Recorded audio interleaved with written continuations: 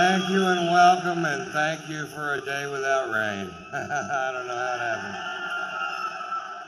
I want you to know that I just got some great news that I'm excited about. I just got a development deal picked up. It's a new reality show. It's an extreme makeover show for middle-aged lesbians called This Old Bull Dyke.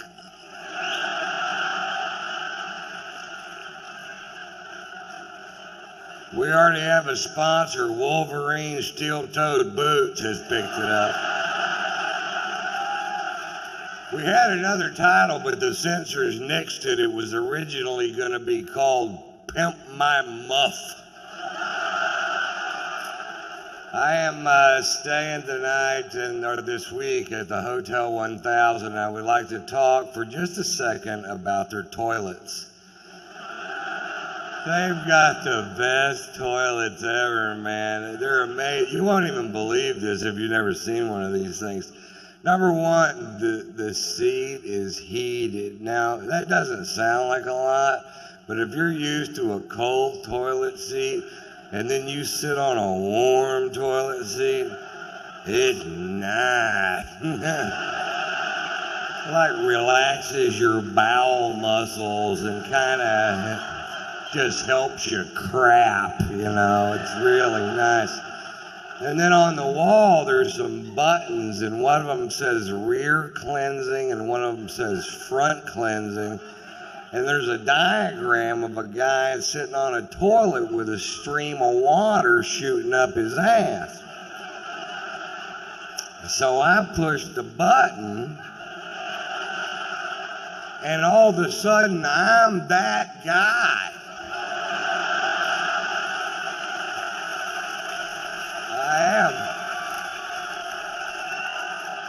I am sitting on the toilet with a stream of water shooting up my ass, and it's amazing how accurate this thing is. I don't know if everybody's butthole's in the exact same place, but this thing has got me dead center. Then there's another button below that button, and it says oscillate, and I said, why not?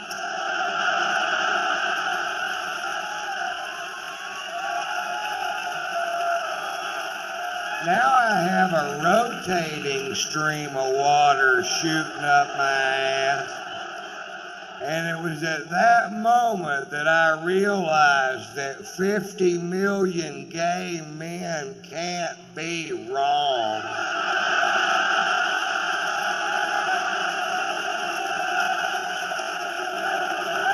I'm singing songs to this toilet. I'm in love. I honestly love you. My wife caught me spreading cake on my ass just so I could go wash it off.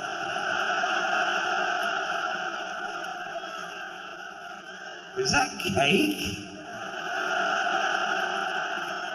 No. I gotta go to the bathroom. Don't wait up.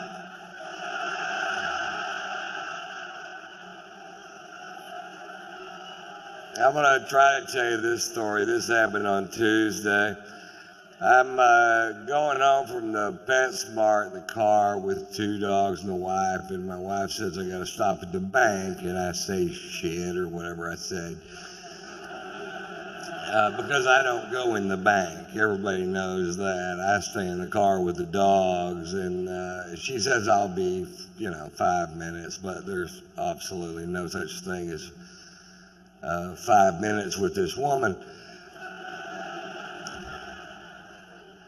And she goes in, and I know the dogs need to pee, and in our bank there's one piece of manicured lawn that has 2 signs that both say, no dogs. So I took my dogs over there. This guy comes waddling out of the bank with a big scowl on his face, and he goes, the sign says has no dogs. I said, the sign's wrong.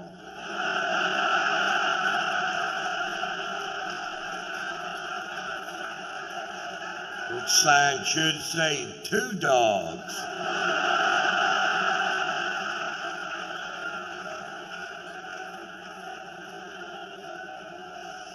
I saw a commercial the other day, and I really don't understand the organization, and I really don't understand who they think they're ever going to help. And it was for a company called www.don'tshakeababy.com. Now, I'm not going to get up here and take a big pro-baby shaking stance, so you can go ahead and relax, Seattle. But I don't know who they're supposed to help, because if you're such an inbred meth head shithook that you would consider shaking a baby, the only thing that's going to help you is a beheading. No.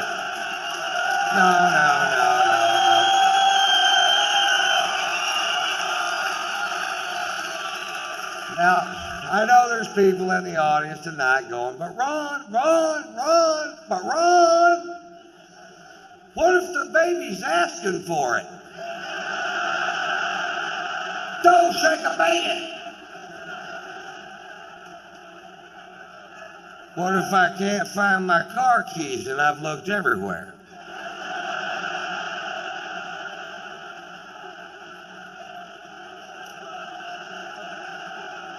Yeah, even then.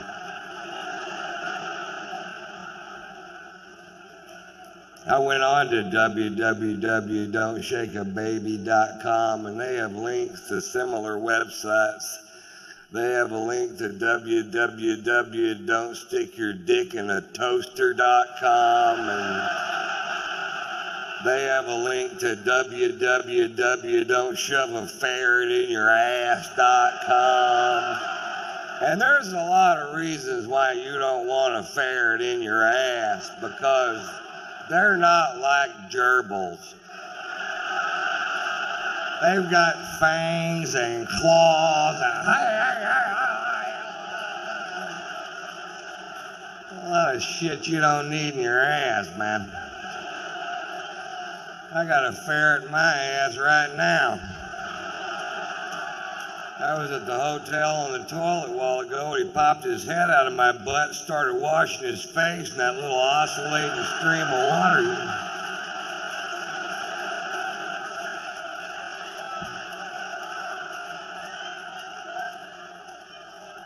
Is that cake?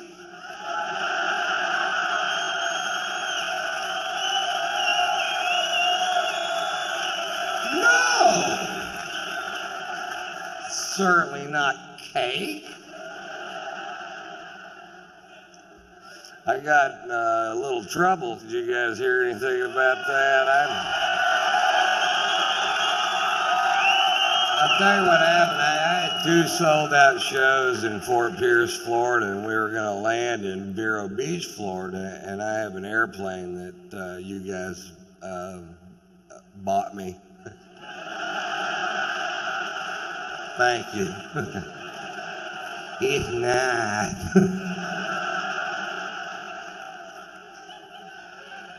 It is really cool. We land at Vero Beach, and when we land, I look out the window, and there's 3 cops standing there, and which is no big deal to me because cops love me, and so do firemen. And a lot of times, I'll get a police escort from the airport to the venue. And this wasn't one of those times.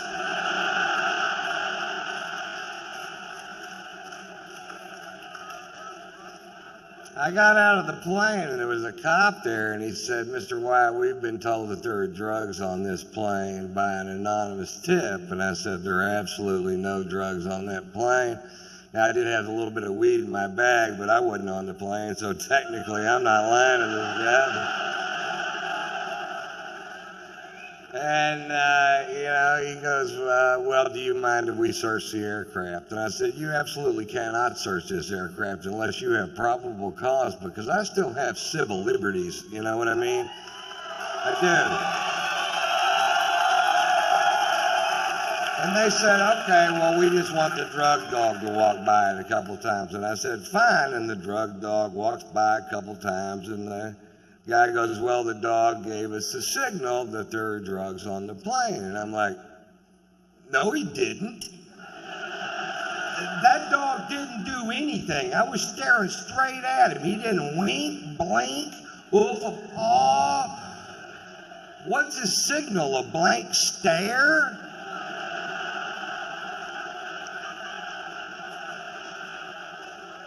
That's all he did. Because the dog says there's drugs on the plane. I'm like, well, I said there wasn't drugs on the plane. Who are you going to believe? Me or the... Fuck, never mind, you know?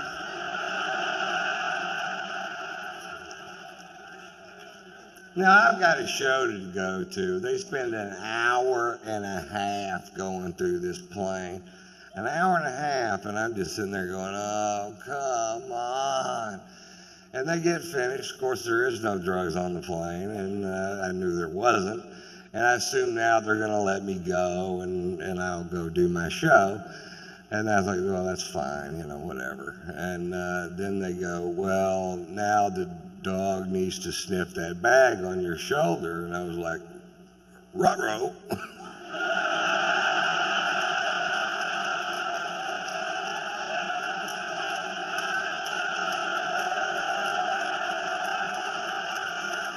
They found 7/8 of a gram of marijuana in my bag.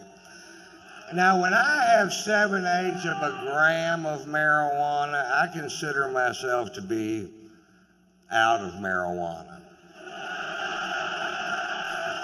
That is no weed. And it's medical marijuana. It was prescribed to me by a doctor in California where I live.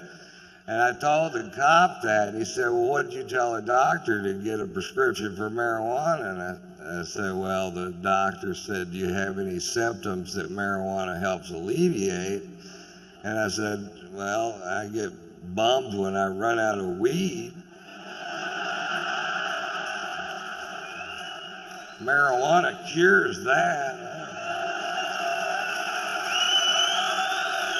They handcuffed me and put me in the back of a cop car and took me to jail. Now, I'm not whining about that. I broke the law. That's fine. But fuck, this is Florida. These cops drove by 3 meth labs and a dead hooker just to get there.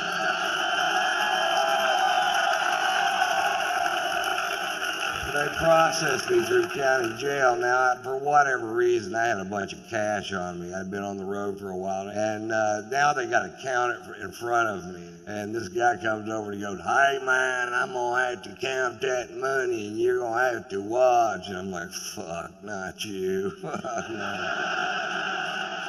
This money's in banded $5,000 stacks. He picks one of them up, and he goes, 1 Mississippi, 2. He didn't really say Mississippi, but he fucking could have.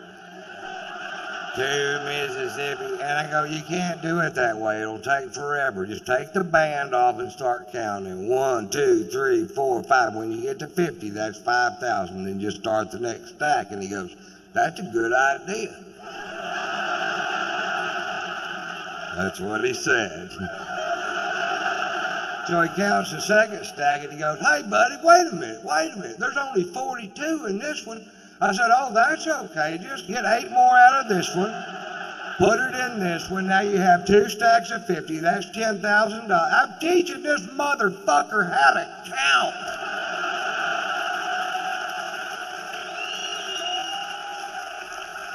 I was in jail for an hour and a half, and I don't know how word gets out so fast, but when I walk out of the jail, there's a big truckload of kids, and they have these signs that say, free tater.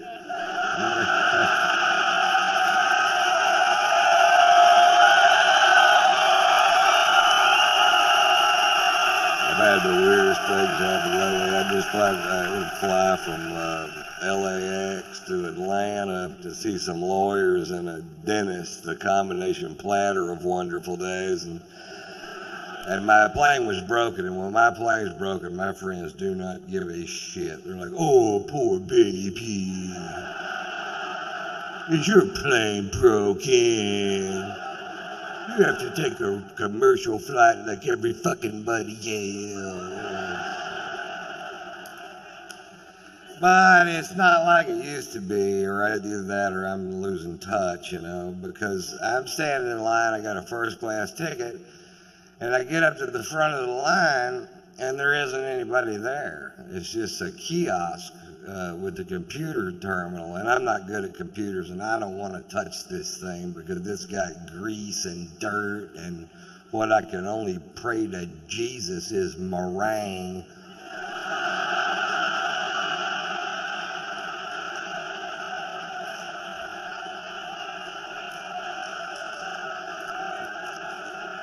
But it works pretty good, I swipe my card through there and up pops a diagram of the aircraft, and it shows all the seats on the plane, and it shows which ones are occupied so you can choose your own seat, and that is almost a great idea.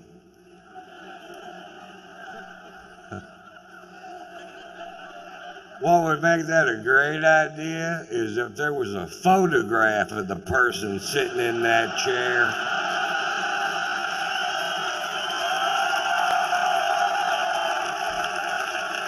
And about a 5-minute bio clip telling you a little bit about them and what their breath smells like.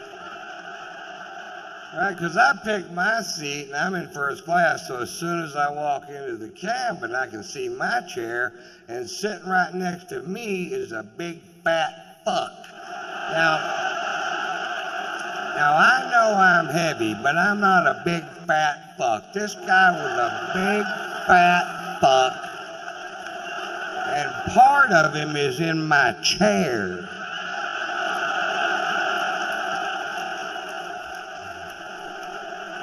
And I don't know if it's part of him I can sit on.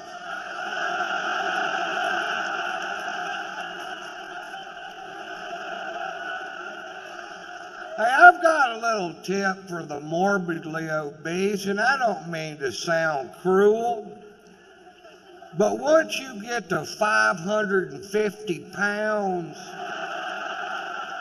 stay home and go for the record.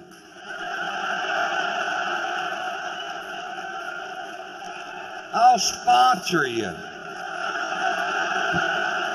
Write tatersalad.com on your gut, and I'll send peaches over there. Peaches? Why wouldn't I send pizzas? I'll send peaches in a salad. But where would be the comedy, Mr. White? Oh, so you're all hung up about that, huh?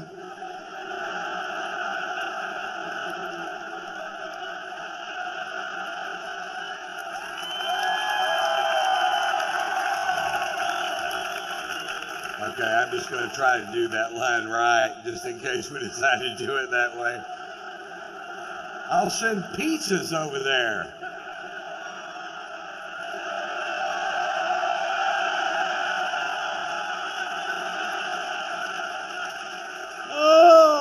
It's funny, he said pizzas. Oh, Mr. White, boy, he's rich tonight.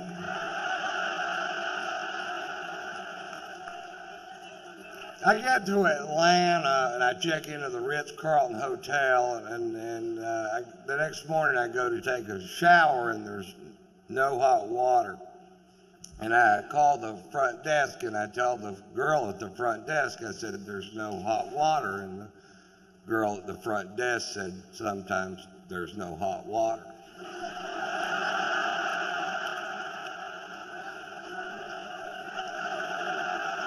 Didn't I just tell you that? said, I've stayed in $20 a night motels. The water was so hot you could cook your nuts with it. He goes, well, every once in a while, everybody will wake up at the same time, and they all take a shower at the same time, and we just run smack out of hot water.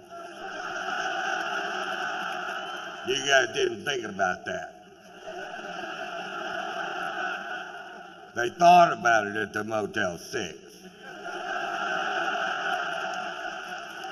But that whole concept of people wake up in the morning with shit to do got right by the Ritz-Carlton Hotel.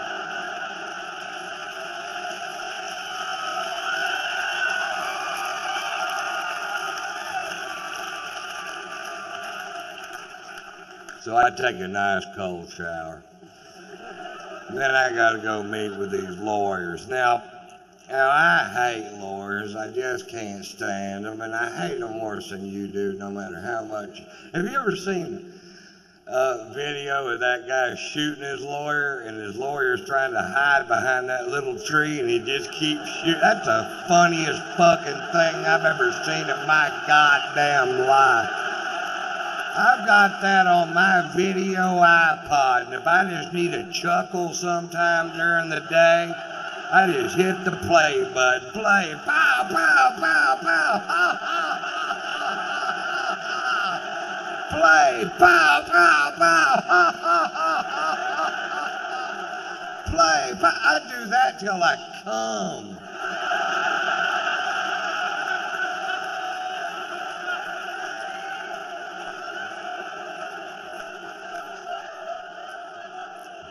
Then I gotta go to the dentist. You see how my day's shaping up. Cold shower, lawyers, dentist, the trifecta of fucked up day.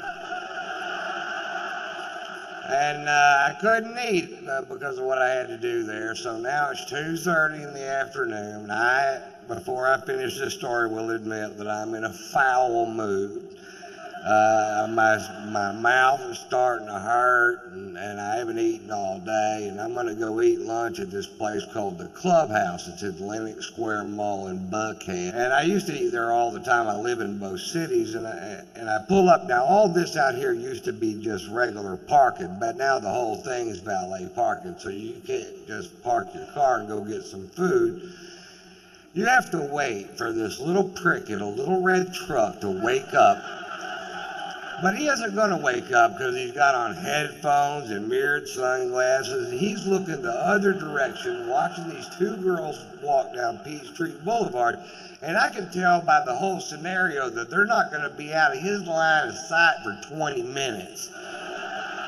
There's nothing going to get in the way. So I'm like, fuck, do your job. And I decided, well, I'll just park the car myself. And the only space I saw was right next to his truck.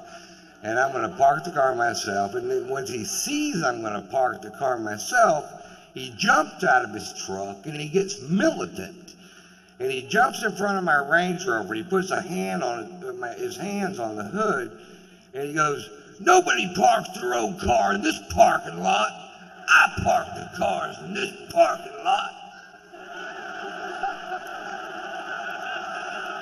Well, I rolled down my window and very politely said, get out of my fucking way.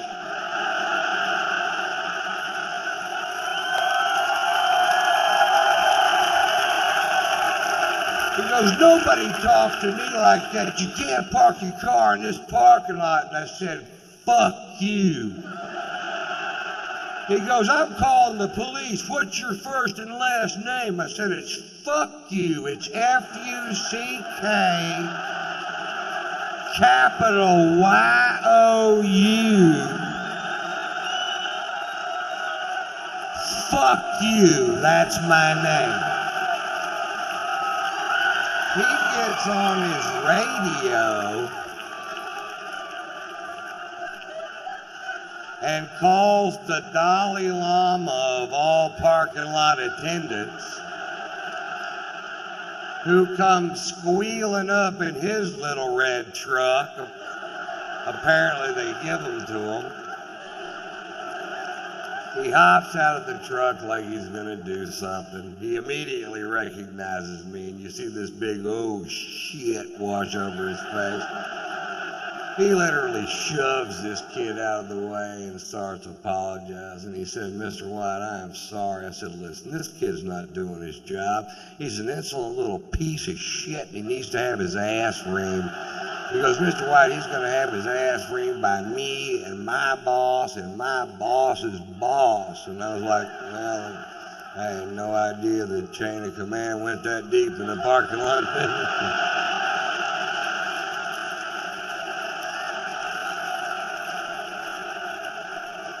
He said, "Mr. White, let us take your Range Rover. We'll wash it for you. We'll fill it up with gas. We'll park it, no charge." I said, "Don't park it here. I don't want this little prick to kid." He said, "We'll park it on the other side." And I said, "Fine." So I go have a nice lunch and take more pain pills.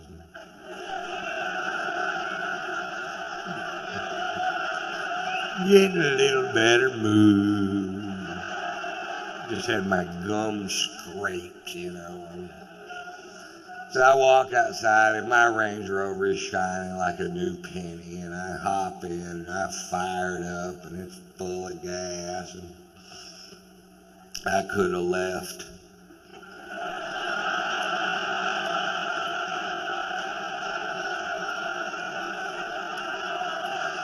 But instead I drove back over there where that kid was. I rolled down my window and he rolled down his window, and I went, "How'd that work out for you? Pretty good?"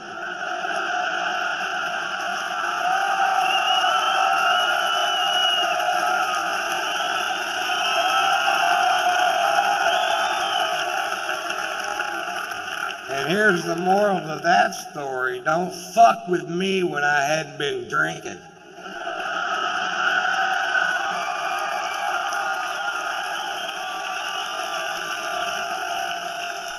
Pulitzer Prize winning author Norman Mailer died last year at the age of 84 years old. For the last 60 years of this man's life, he drank to excess every day. He was married 6 times. He smoked pot. He stabbed his second wife. And I've never read one of his books, but I gotta tell you, I'm a huge fan.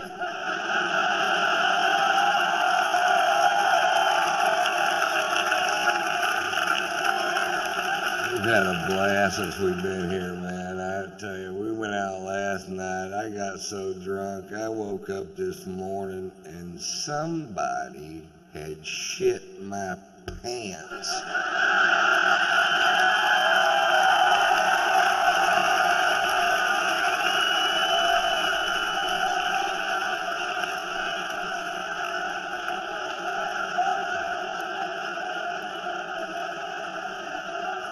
I don't know who it was,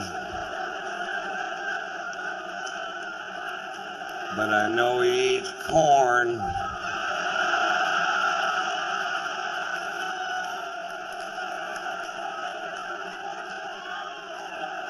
And cake.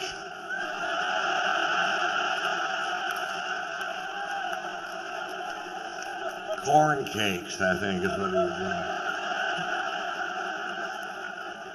I just got back from Europe. I took my son Tater Tot to Europe. We were in Spain during the running of the Bulls, but we didn't go to the event because we couldn't figure out why you would. The people that we know that live there were pitching this really hard, and they said that this event's been going on for over 500 years. And I'm like, what? Really? And they explained it to us. Apparently 540 years ago, a bunch of gay sailors in white suits with red scarves got all fucked up and turned loose the cattle and tried to, I'm paraphrasing,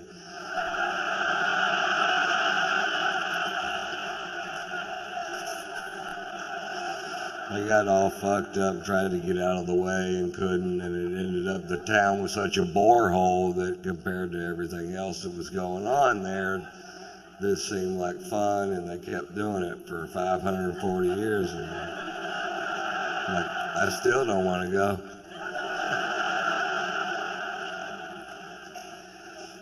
And this year, 2 people died, and they said it was a huge tragedy. But I think before you call something a huge tragedy, I think you need to first determine exactly which 2 people died. Maybe it was 2 people we didn't need. They weren't very bright, I can tell you that for sure.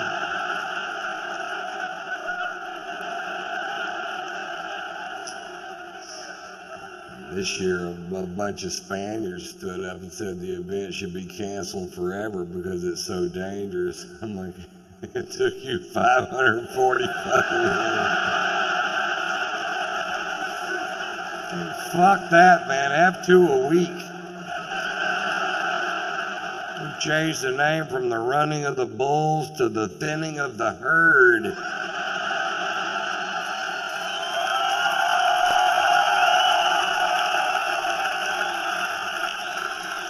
We'll have the final event at Talladega, call it the dodging of the NASCARs. You ready? Go. They're quick, aren't they? You might want to turn your wipers on, Dale.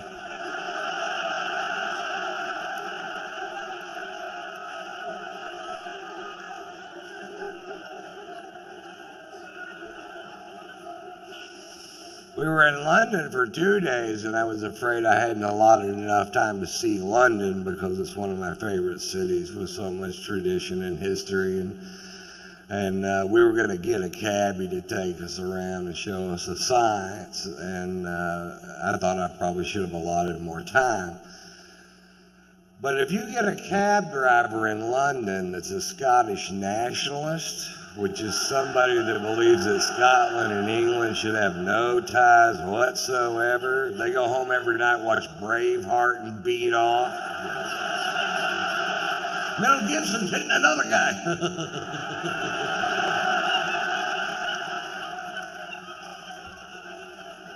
If you get a Scottish nationalist for a cab driver in London, you can see that city in about 10 minutes. I wouldn't go to Buckingham Palace if they paid me. I changed out the guards just for pussies and what it is.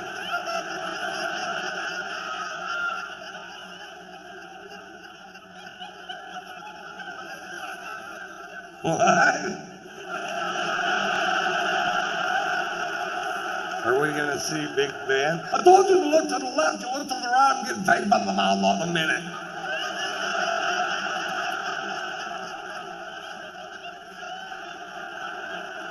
What?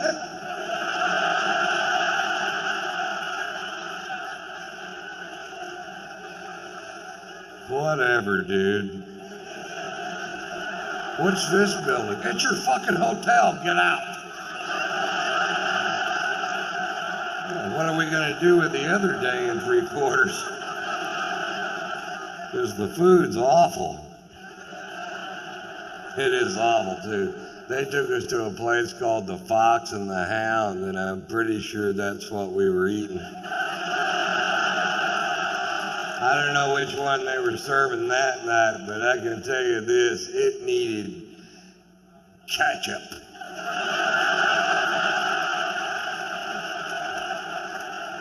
And they didn't have any ketchup.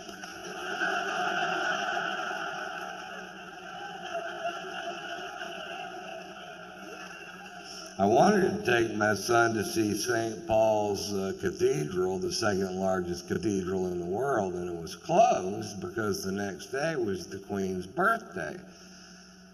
I'm like, well, this is a church. Jesus doesn't take a day off because this woman aged. What if this were the day I wanted to give my life to Christ? It wasn't. But what if it would have been?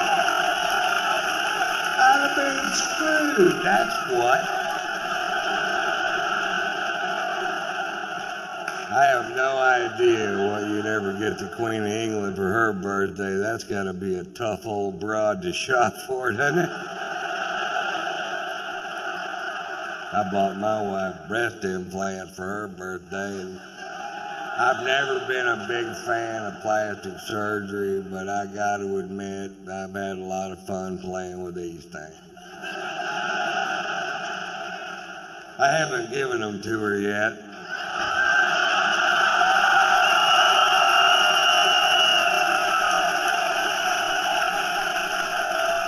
I just keep them on my tour bus and just rub them in my veins. I'm glad they clean up easy.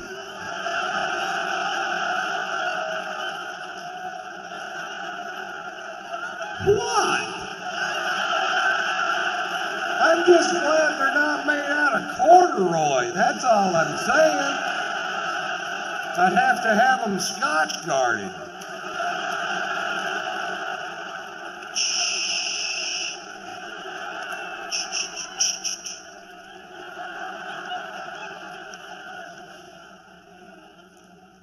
I find it a little ironic that the product that I use to keep from ruining my sofa should I spill my drink on it is actually called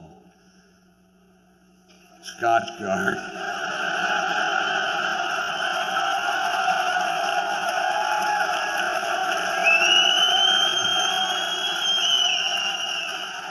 Sometimes things just work out perfect. Yeah, I'm looking for a product that'll protect my sofa should I spill my scotch on it. What do you have?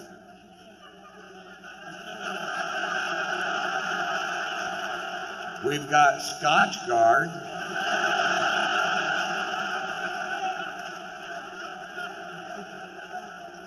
Yeah, let's go with that.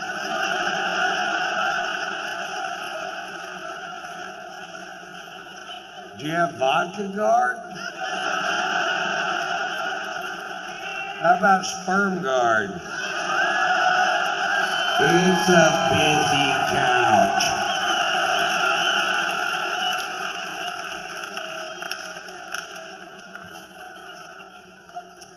I found out when I got back from Europe that I was being sued by a paper plant. That's what the lawyers are for. I don't know if you've ever driven by a paper plant, but the byproduct of the manufacture of paper in this country is a stench so foul it will knock you to your ever-loving knees. Crown Paper in Houston, Texas is suing me because I said on stage in Houston, Texas that Crown Paper was making the town stink.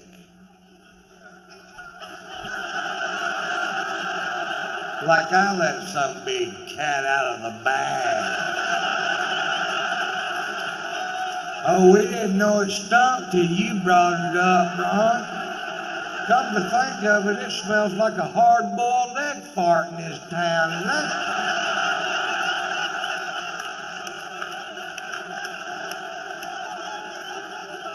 is that somehow your fault, Mr. White?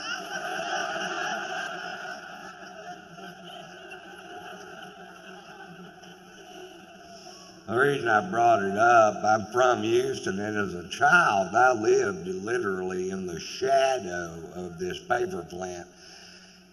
And as a child, I thought the whole world smelled like that. I didn't know. And the first time my family went on vacation to another city, I was amazed. I was like, what's that delicious smell? Oh, God, that smells like heaven and flowers mixed together. What is it? That's a sewer treatment facility. That's fetid shit. You should bottle that, send it to Houston. People can rub a little under their nose, walk right by that paper plant without throwing up their fucking lunch. And we found a new use for fetid shit. I think we all win.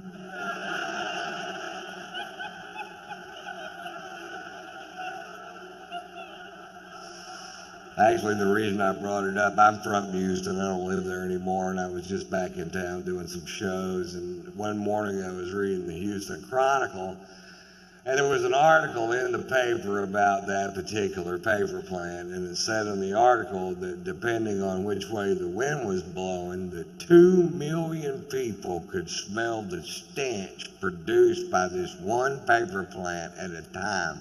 That is a big odor. If it was music and 2 million people could hear it, they'd make them turn it the fuck off.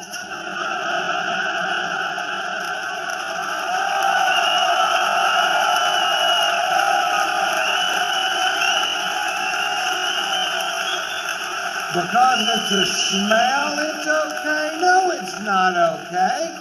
Find a way to make paper that doesn't stink. It's not like you're trying to make catfish made out of cabbage, goddammit. You're making paper out of wood. Paper doesn't stink, wood doesn't stink. You're doing something to make it stink. Fucking quit.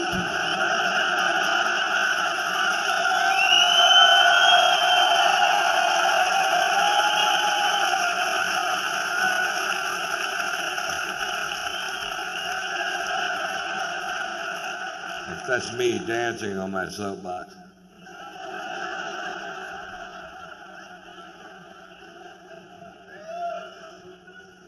I love this country. I consider myself a patriot. I met my first wife during the Vietnam War. She was from this quaint little village outside of Phnom Penh.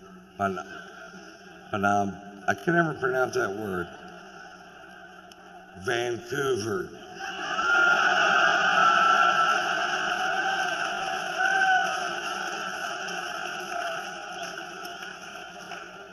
That's not true.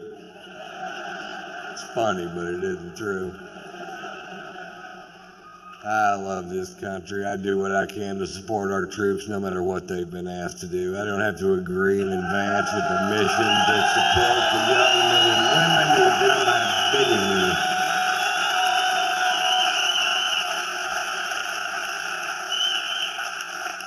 Last year, I went on a UFO tour.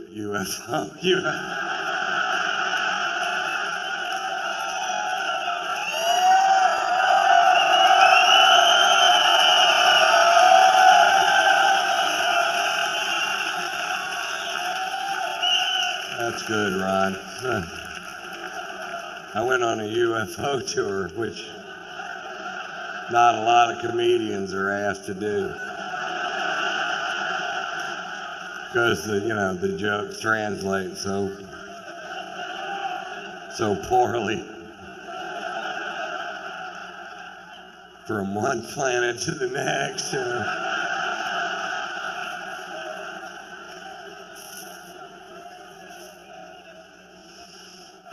These are legal aliens.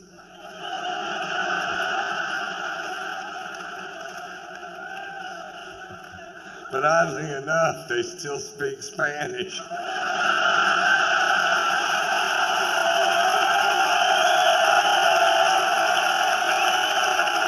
I went on a USO tour,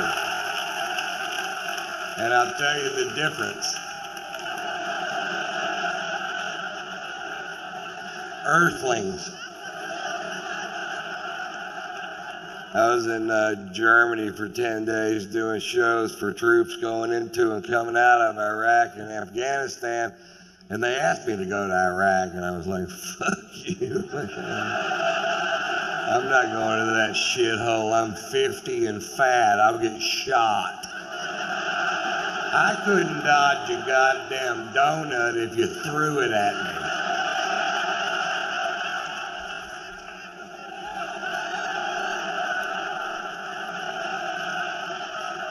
What'd you throw a fucking donut at me for, man? You hit me right in the heart, dude. And then when we filmed Blue Collar 3, we filmed it in Washington, D.C., and the fine folks at the USO asked us to spend the day at Walter Reed Hospital. And if you go to Walter Reed Hospital, you'll see a byproduct of this war nobody likes to talk about, but they should talk about it every day, because the sacrifice these young men and women have made for this country, they can't take back, and they should be applauded and saluted and given the best medical care we can give them for the rest of their lives. And they should not live in abject poverty because they made a sacrifice to the greatest nation on this planet. And if we fail there, we fail everywhere we can fail, folks.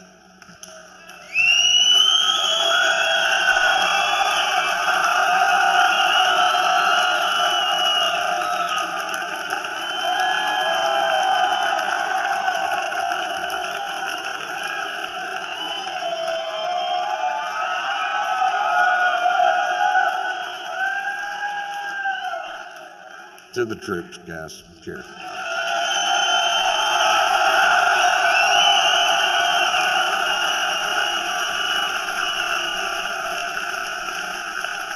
I'll tell you one USO story. We're going from room to room visiting these amazingly brave Americans at Walter Reed. Me, Jeff Foxworthy, Bill Engvall, Larry the Cable Guy. We go to this kid's room, and this kid is mangled. I don't know what they'll ever do for him. The only way he could talk was to hold a finger over a hole in his throat. And he'd breathe in, and he wouldn't use a lot of words, but what he said was very poignant and very funny. And I was just sitting there admiring him, going, who the fuck is this kid to be this brave, you know? And I carry a man bag, and in the bag are cigars and cigar cutters and lighters and reading glasses and sunglasses and Tampax and my wife's titties and all the things I need to make it through an afternoon.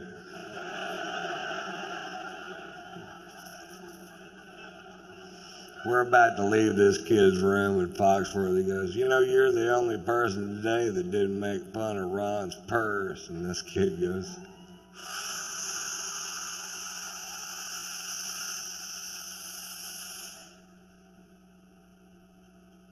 pussy.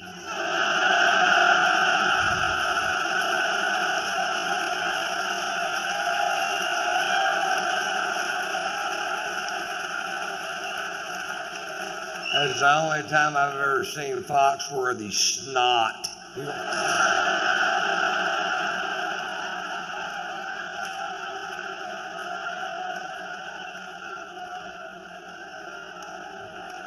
He called you a pussy, dude. Or however he talks.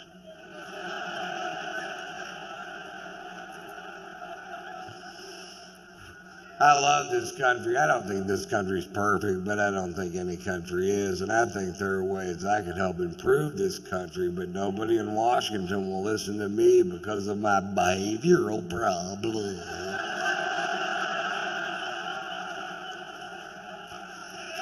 There are three ways I think I could improve this country. I could improve the heightened state of awareness system in this country.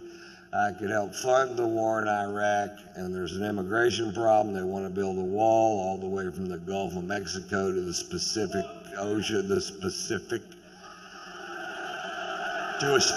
ocean, which they've already chosen.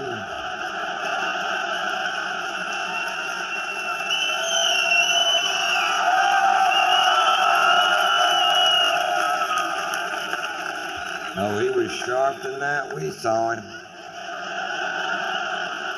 Went on a UFO tour and took a trip across the Pacific Ocean, which he had already chosen in advance.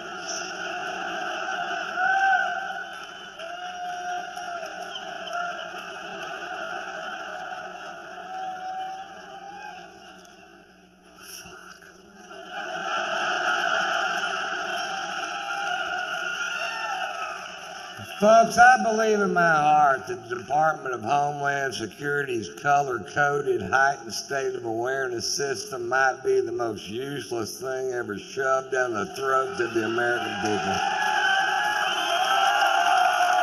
In all my travels, I've yet to meet one person that knows what to do different if the heightened state of awareness is yellow or orange or yellow. Nothing ever happens anyway. I haven't met one person that knows that there are 5 heightened states of awareness in this country. Did you know that, sir? Fuck no, you didn't.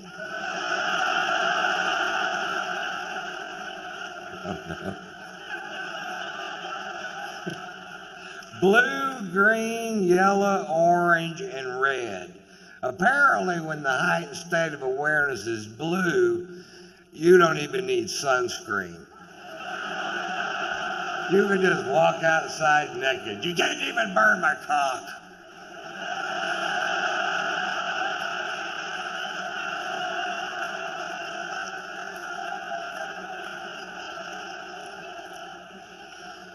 I'm not sure why the Scottish guy said that.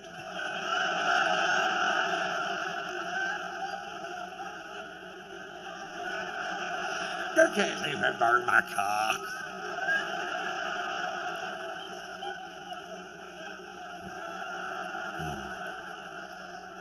The biggest problem I have with the heightened state of awareness system in this country is that it makes no sense. The second biggest problem I have with it is that it scares my mother. Thanks. The last time the heightened state of awareness switched from yellow to orange, my mother called me, and my mother is very rural, as am I. And mother called me and she goes, the heightened state of awareness just switched to orange. I said, I know, Mother, I was watching television. She goes, I don't know what to do. I said, Mother, nobody knows what to do. They didn't even print a flyer with this program. But since we were attacked on 9/11, Mama, we've all been in a general heightened state of awareness. She goes, I don't know what that means. I said, well, Mom, if you're getting on an airplane and the person in front of you has 7 H's in their name and a basket of fucking cobras,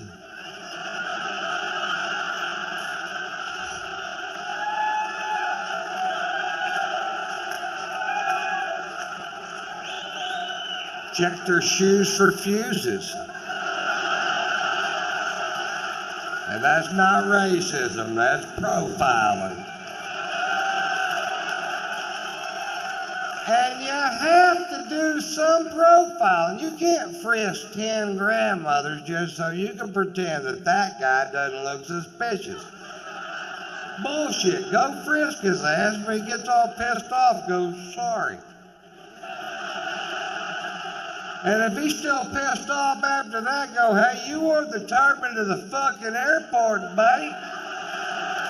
Yep. Buy a John Deere cap for travel days. Fuck, I don't know.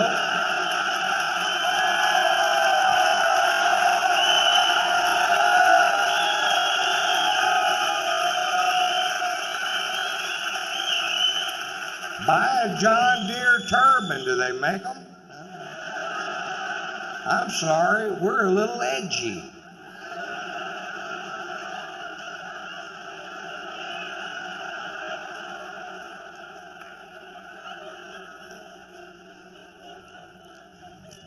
If I were in charge of the Department of Homeland Security, we'd have a heightened state of awareness system in this country, that's for sure, but we'd have one that made sense and one that the fine citizens of this country understood. And we would have 2 heightened states of awareness. Go find a helmet, put on the fucking helmet.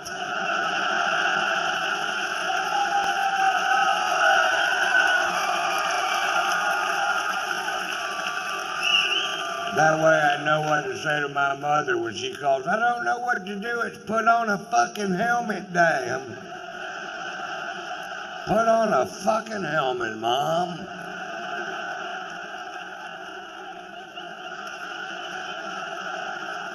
That strap goes under your chin, Mother.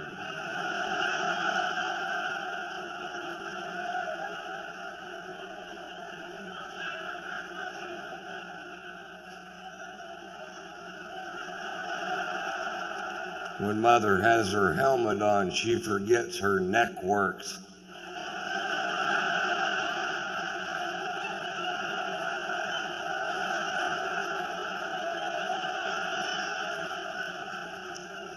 Just turn your head, Mom.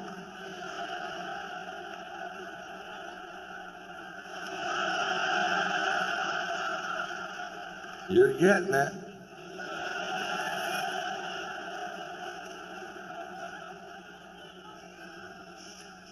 We find ourselves, folks, in the middle of a war we can't afford financially. I won't address any other aspects of the war this evening, but it is time to refit the biggest army the world has ever seen. And here's the problem. We're broke. We ain't got no money. We're still writing checks like you do in real life. Just praying to God somebody will cash one of these useless son of a bitches, you know? You're $17 trillion in debt. You still got a checkbook, really?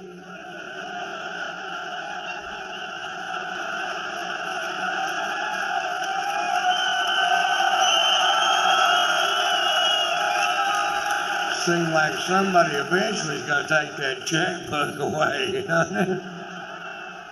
And you know what? China's cashing our checks, and that's not a good plan for this country, mark my word. And they can't figure out a way to fund this war. And I came up with a great idea that nobody will listen to. Well, you're about to because of your proximity to this speaker system. I was just down in Cocoa Beach, Florida, and just south of Cocoa Beach, Florida is a huge Air Force base that takes up 115,000 acres of oceanfront property. They have military housing on the beach. Major Nelson didn't have oceanfront property, and he was an astronaut with a motherfucking genie.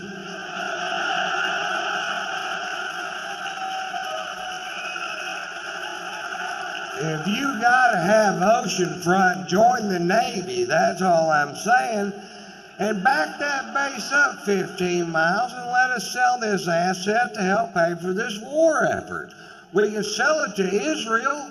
They've got a lot of cash. They need a place to stay. That shit ain't working out for them over there. And it's the only part of Florida they don't already own. And we take the money we make from selling the rest of Florida to Israel. We buy Mexico, fix it up, and flip it.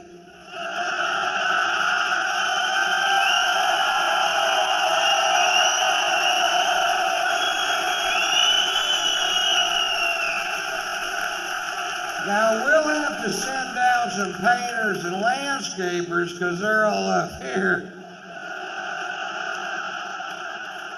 And when they're gone, you're going to wonder where the fuck they went. You ain't going to want to do this shit yourself. Not if you're anything like me. We sell Mexico to a country that can put a ton of cash down, but you know they can't make the payments. Like Peru. Peru has billions and billions of US dollars. They do, in cash, in banks all over Peru. It's our cocaine money they tricked us out of.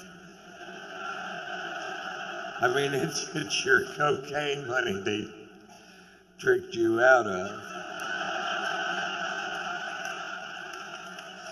We get all that money back, billions of dollars, billions of dollars. Then we finance the balance of Mexico to Peru. Right? We let them get behind on the payments. We repossess Mexico. Now we have Mexico free and clear. New paint, new shrubs.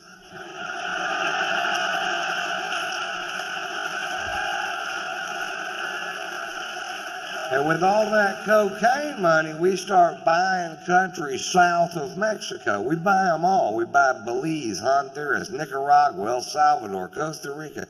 And every time you buy one of those countries, that long-ass wall this country needs to build gets a little fucking shorter, doesn't it?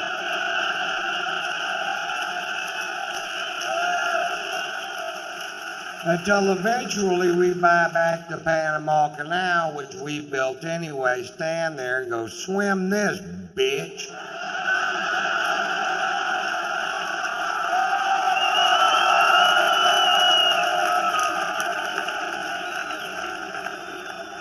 So I tour, that's what I do. I go from city to city to city to city. I've done it for 22 years. I've enjoyed every second of it. I love to do this job. I tour with my wife, which I love to tour with my wife because I only have sex with my wife. I like to have sex. I don't have sex with other women. I've been married 3 times, and that has not always been my policy.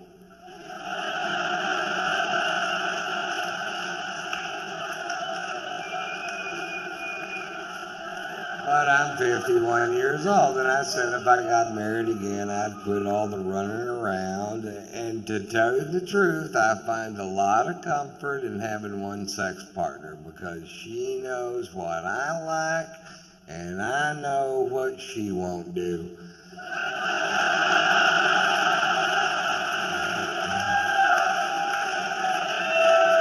It turns out there's a list of shit she won't do. And the first thing on the list is talk about the list.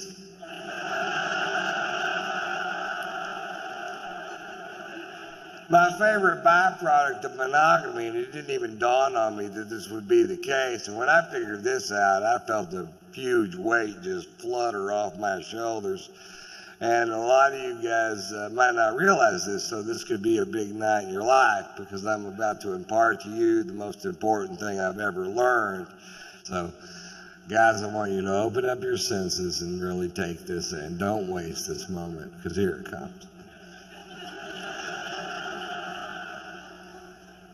Ready? Here it comes. Guys, if you only fuck your wife, you can't get caught. Feel it? You feel it? Nobody gives a rat's ass. Nobody's ever gonna kick in a bedroom door. You motherfucker, is that your old lady?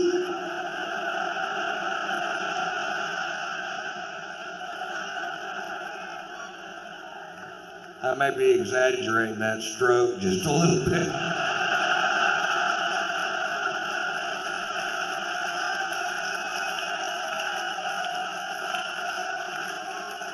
But still a ferocious piece of ass, although easily winded. If you don't mind stopping and starting, I might be the best fuck on the planet.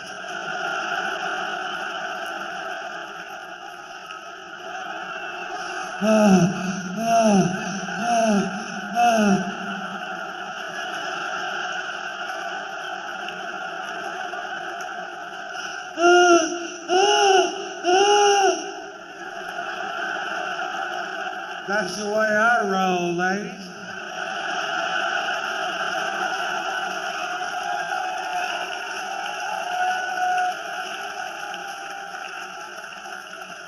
But my favorite place to have sex is on my tour bus because if I don't quite have the wind to get her there, I can just holler at that driver, pump the brakes!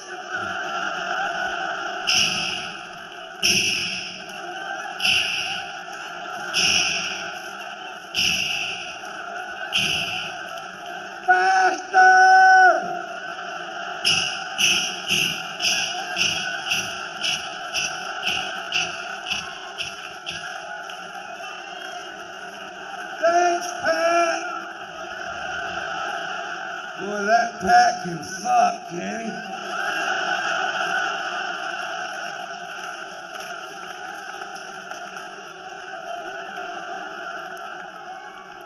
Actually, you can't get caught having sex with your wife. My wife and I were going at it one afternoon, and the housekeeper walked in, which is way better than the other way around.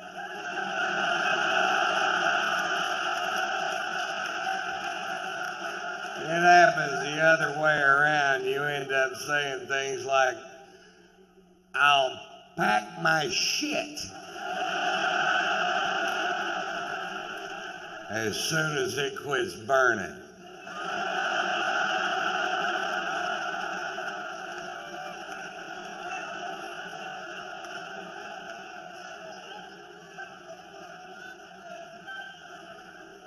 We have a great sex life, I think, you know.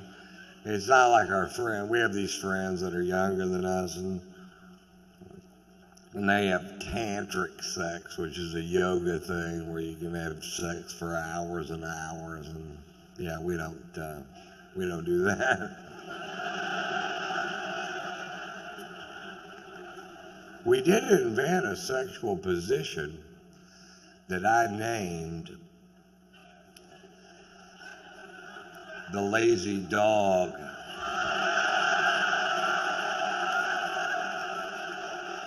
And I'll teach you how to do the lazy dog. What you do is you get in bed there and you get in the doggy style position, and then both of you at the same time, and that's the important part, fall over. Now you're doing the lazy dog. I can stay in that position all night long or until she coughs.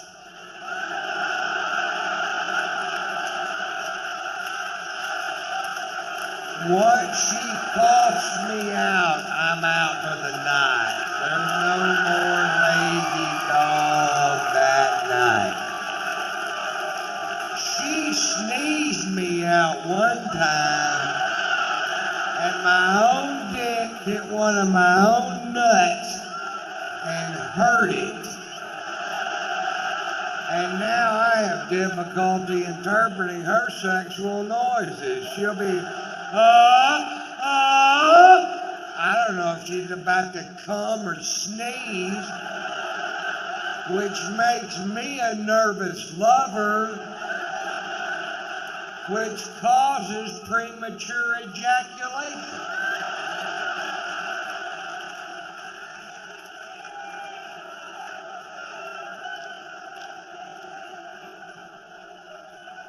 Not a lot of people know that.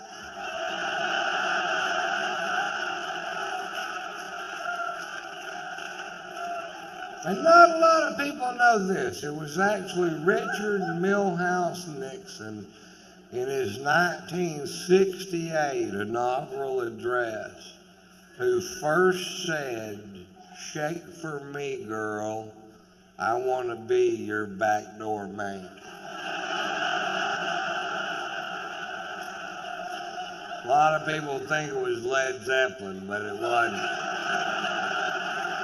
Richard Nixon.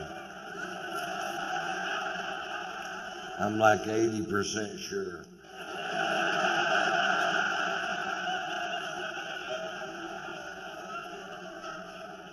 I'm like 70% sure. 50. You know what? It was Led Zeppelin.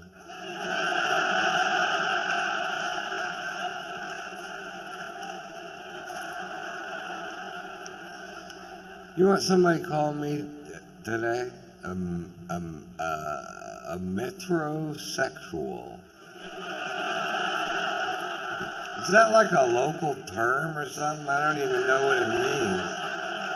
I'm sitting there getting a pedicure reading Vogue.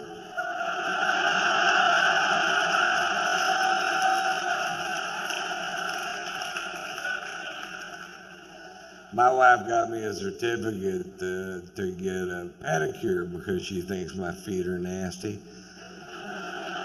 And I went down there, and this poor old Asian woman is trying to reshape my big toe into like a regular sized toe. And she's got this carrot peeler kind of a tool that she's using to scrape away years of neglected dead skin off these dogs, and she has a genuinely disgusted look on her face. And she looks at me and she goes, "Pedicure not only for you." Now, why I thought that would be funny, I can't remember.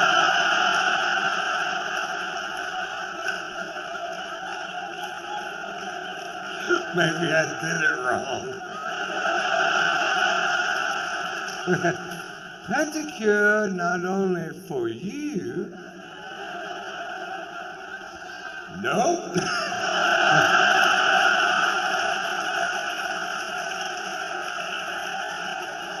A pedicure not only for you need punchline. Make a mental note. Joke not finish.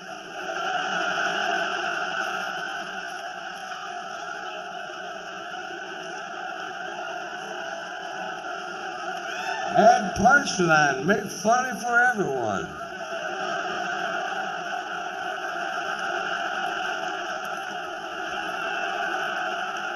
Mama's the one that got me drinking scotch. Mama loves to drink. She loves her scotch, man. Mama loves all things scotch. She likes Highland scotch, Lowland scotch, single malt scotch, blended scotch. She likes to fucking tape.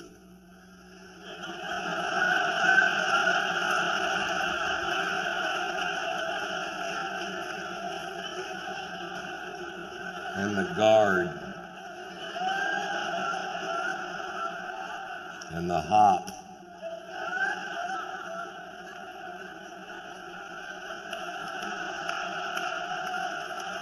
And the butter.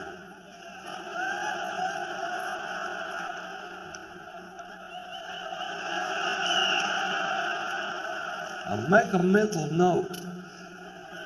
Do tape last. Did only one funny.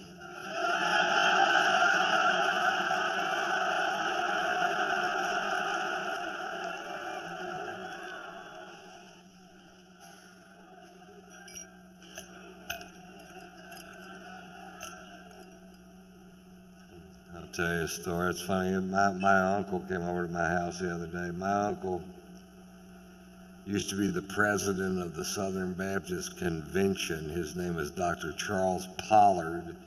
He has a triple doctorate. He has doctorates in theology, psychology, and philosophy. Although I think I still make more money than he does. He's a great man, and he came over, and I was making myself a drink, because I never pretend I don't drink. You might know that about me already. And he goes, "Son, you are never going to find the answers to your problems in the bottom of that bottle." And I said, "I know. That's why I'm going to buy another one."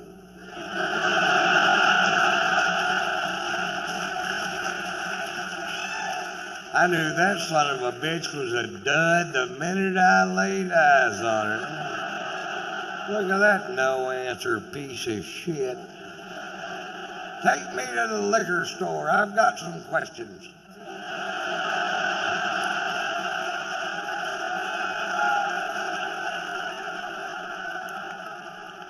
I don't really get along as well with my wife as I pretend. You ever do this? You ever want to say something to somebody and then you don't say it, and then like 2 months later it just comes spewing out like Tourette's and vomit? Just blah.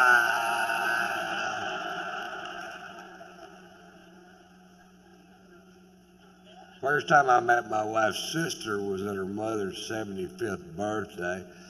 They live up in Connecticut, and we took the plane up, and And they're very wealthy, and there's a big party of 150 people at this huge house, and we're at a round table of about 15 people down front. And her sister is a published chef, and she owns a restaurant in Connecticut, and she owns a cooking school in France, and she's married to a guy from France. And she's a snob, but they're all snobs, so I figure, fuck, she'll be a snob probably. She's a big old snob too, big old rounding, big old gal, big old taste everything that comes out of the kitchen kind of a snob, kind of a big old rounding, big old gal, big and whoopa, almost a stay home and go for the records kind of a snob.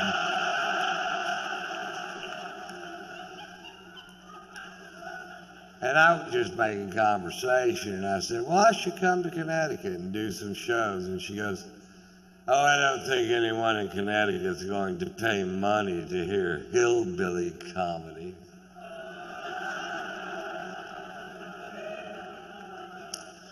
Well, I was raised in the South, and I'm at my wife's mother's birthday party, and I'm not going to ruin this woman's day because I can't hold my tongue and I don't say a word, which I shouldn't, and I don't. A couple months, I'm in a restaurant with my wife having dinner, and she's in a foul mood, and she goes, you know, there are some things about your family that I just can't stand. And I go, your sister's a big fat cunt.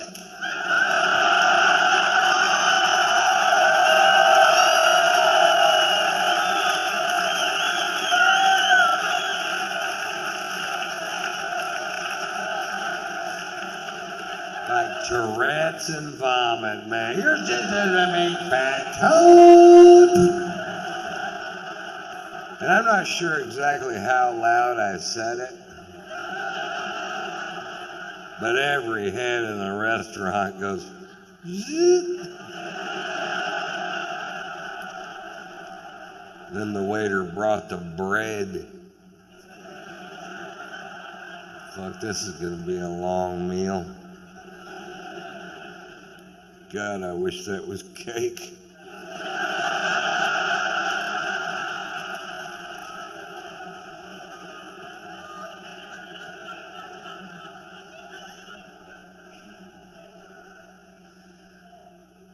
My wife and I think different things are funny. That story being a perfect example.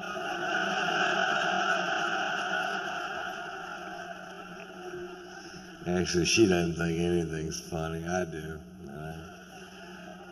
Yeah, she thinks Cosmopolitan Magazine's a serious magazine. And I think it's the funniest rag on the planet. And that's an impasse. The other day, there was a copy of Cosmo sitting on the table, and I was reading the cover stories on the front of it, and I was just laughing. And she walks by, and she goes, what's so funny? Like I did something wrong, you know? And I said, I was just reading the stories on the front of this magazine. I thought they were funny. I thought they might fit in my show. And she reads them, and she goes, that's not funny. How would I know?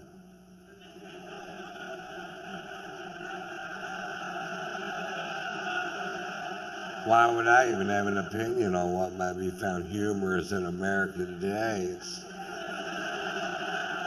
certainly not my line of work.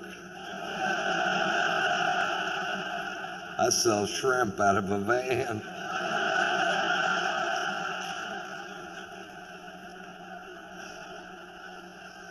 His secret pleasure zone. It's not a secret.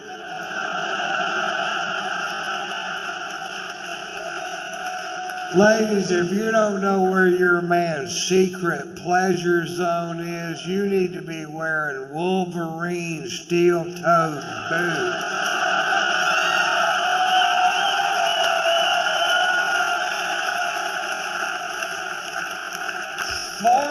Girly moves that drive him crazy. Touch his pleasure zone. Touch it 40 times. And here's a clue. It's our dick.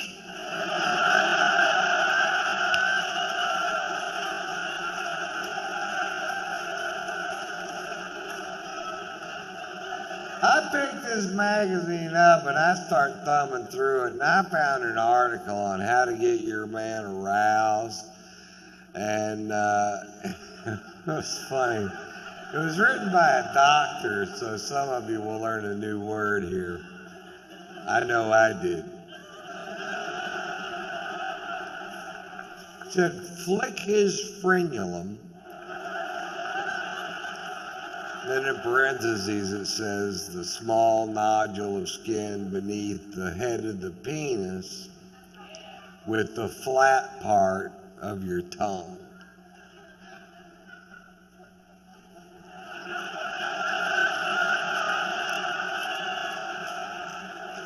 It doesn't matter.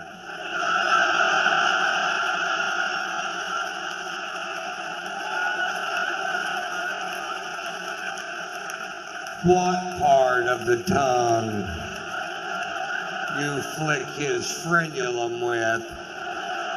It doesn't even have to be his frenulum. Put your tongue on his dick and see if things don't just work out great for the two of them.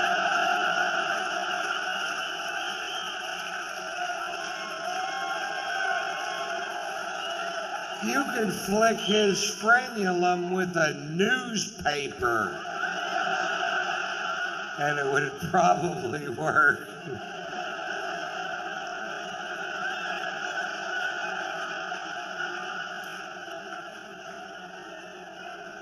One of the reasons I'm still married to my wife is she can flick my frenulum with her fucking tonsils.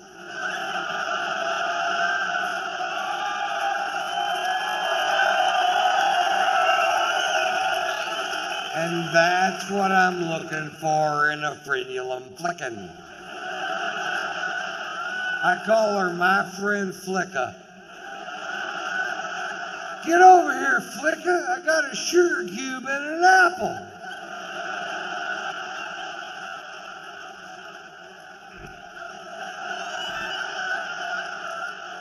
You want them both, girl?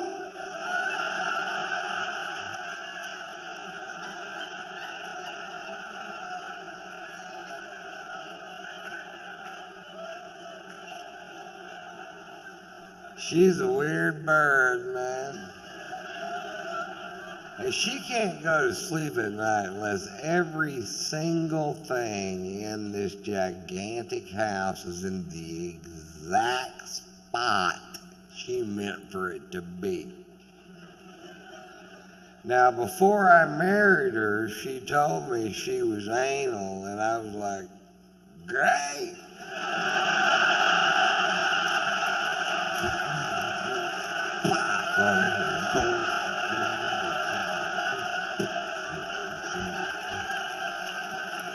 Turns out there's two kinds of anal. And she's the wrong one.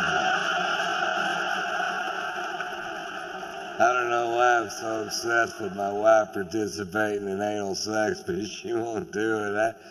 I thought maybe on her anniversary she would. We're on a really nice cruise, you know, and I get her all shined up one night. And I'm just begging her, which is pathetic, you know. She goes, Ron, you need to get something through your thick skull. I'm not strapping one of those things on for anybody.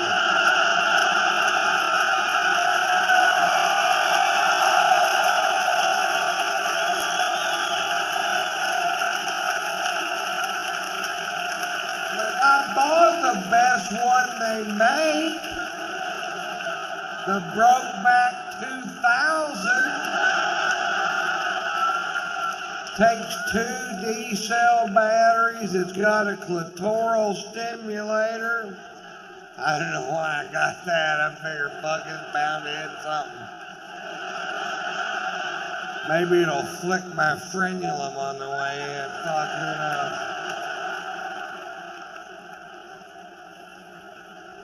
My wife got one of her nipples pierced the other day. A lot of people are into that. I'm not. She just did it anyway. Whatever. I was talking to a girl the other day that had her tongue pierced twice and had a chain running between the two piercings.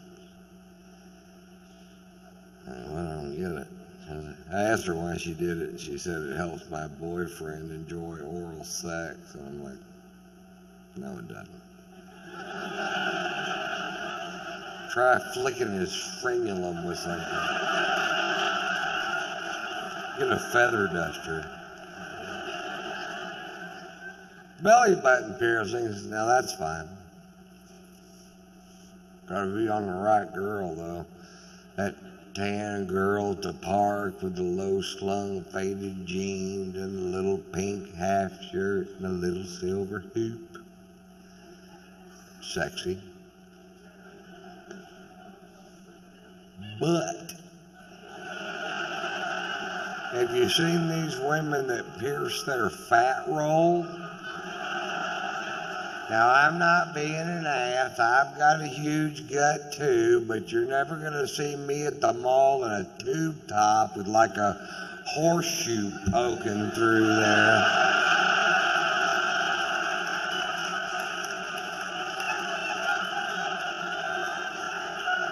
I own a mirror.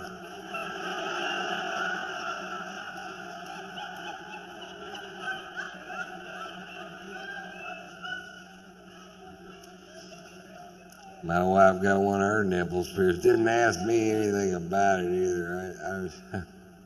I just came home from the road one day and she opened up her robe and there it was. And I was like, she goes, what's the matter? Don't you think it looks sexy? I said, it looks like the plug in my grandmother's bathtub.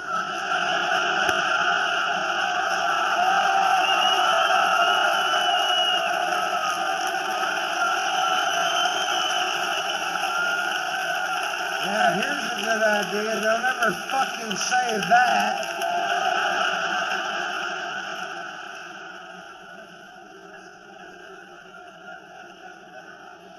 My friend got his cock pierced and he said when he takes the piercing out and gets a blowjob, it whistles. That's pretty funny, isn't it?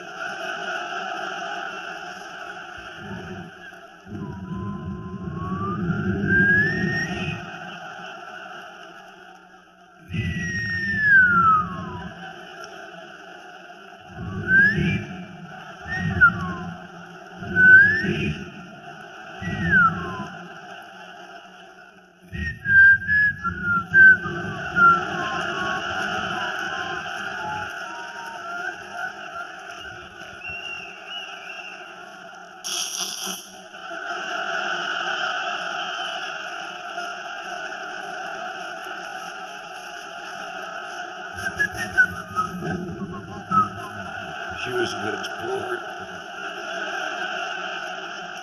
That wasn't an impression of my wife, but there would have been a big sound right there.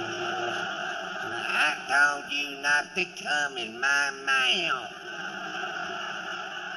Quit sucking sooner. I can't be left in charge at this point of the blowjob.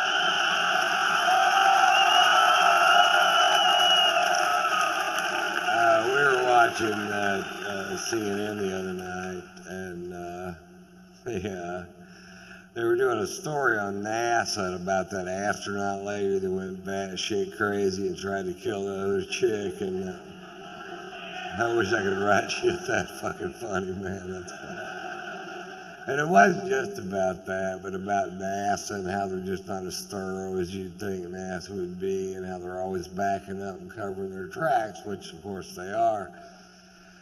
And I guess because so many women are going into outer space, they've just allowed allotted $10 million for a study to see if there are any dangers in a woman suffering from PMS to have her menstrual cycle in zero gravity. I'm like, hell yeah, there are dangers. In a weightless environment, the psycho bitches can fly.